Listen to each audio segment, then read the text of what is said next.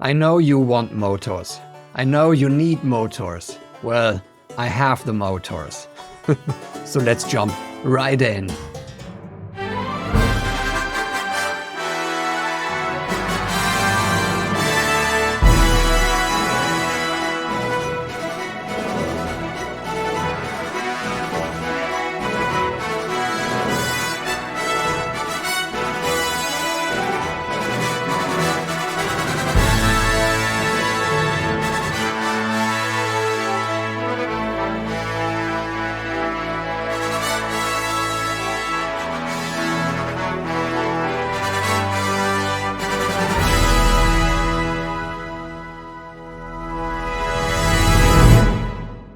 Really love it. The way how Mark constructed the whole motor and the energy is, I would say, very close to the Overtone series in two aspects, actually. The first aspect is how Mark voiced this whole thing in the brass.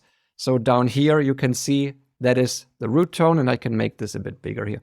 That's the root in the tuba. Let's go with this view so that you can read the instruments. Then we have right here the bass trombone, then the trombones, and as you can tell, this is the root, this is the root, that's the root. Here we have scale tone 5 and 6.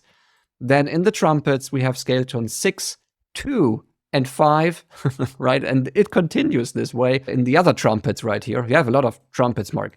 Then we have 5, 1, and 5 again. And those French horns, they are a little bit separated right now.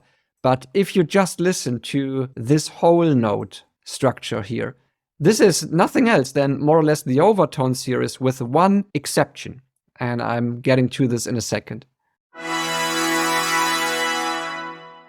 Sounds pretty massive.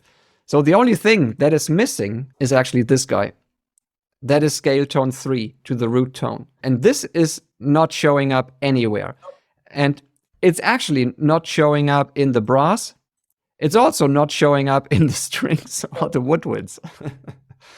So this gives this more or less hollow feeling to this rhythm or this motor, which is interesting because you can use this to build anticipation. So that is the first aspect of the Overtone series that I mentioned. It's the voicing and the register. The second aspect is the complexity in the motor. Let me demonstrate this to you. So if I go down and I want to quickly grab all the bass instruments first. So we have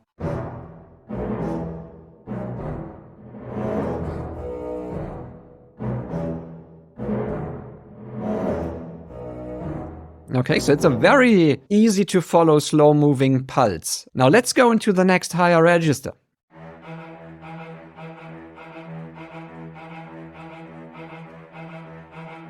So this, as you can tell already, is at a higher pace, which is great because this is more or less how the Overtone series is structured. You have the easy to follow things down there, which is the root basically, and scale tone 5. And the higher you go, the more complexity you get. And that is also true in the rhythmic construction. So the next higher thing then, that's oboe and violas.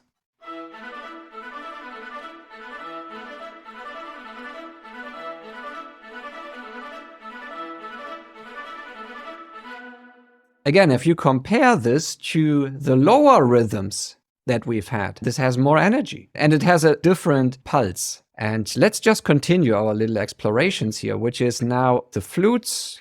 That should be the clarinet.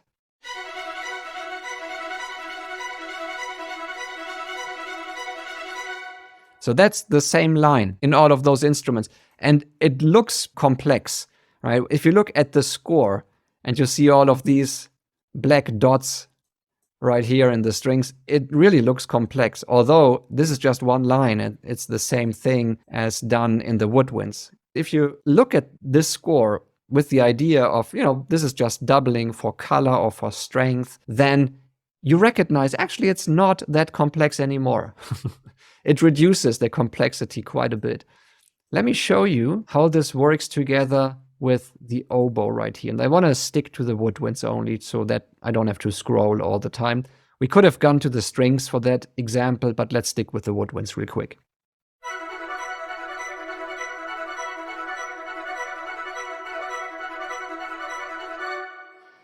If you want to listen to the same thing in the strings, here we go.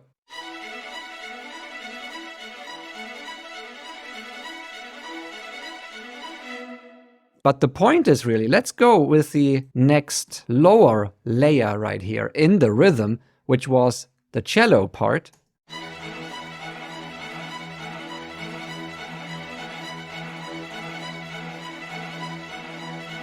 And this emphasizes more or less on every downbeat and upbeat.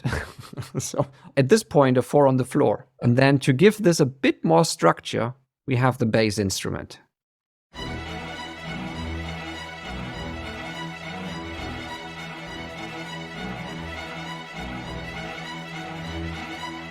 It's not that complex anymore, right? If you found this content helpful, don't forget to hit the subscribe button. Well, that was Frank. Have a wonderful day and see you in the next video.